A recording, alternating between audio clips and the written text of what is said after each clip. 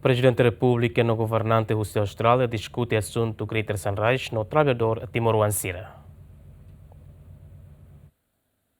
Presidente da República Ziramos Horta terça-feira ao encontro com o ministro interior australiano, obviamente em luta em cooperação na BIA-ONA, no discute com a Greater Sunrise no trabalhador timoruansira e Austrália. Foi lá no governo Austrália no Timor-Leste, a sair um comunicado conjunto ida com a desenvolvimento Greater Sunrise.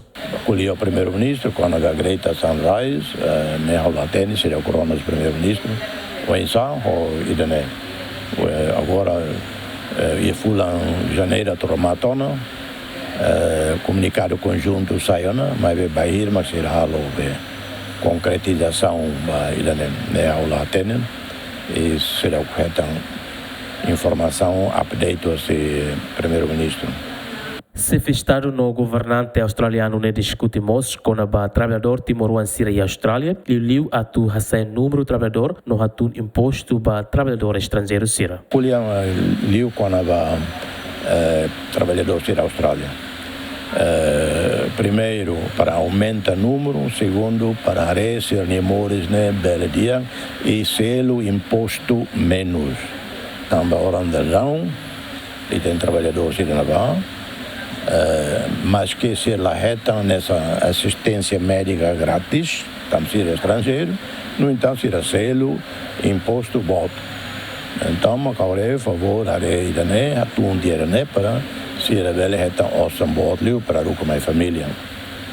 Ao atender que o governo australiano, o governo ainda quer tuir leis, regras, direitos humanos nião. Mas é patrão balão. E o mundo todo não é patrão balão e a Austrália. Lá halo tratamento dia para os trabalhadores e trabalhador balão queixa. Nem os timoruanos os ilhas pacíficas, ao ter favor, a reta, ao matamba, ao confia em mim, confia o governo australiano é standard, é cometimento para direitos humanos, mas patrão privado, balão, nosso todo, lá tuir a regra de direitos humanos da Austrália.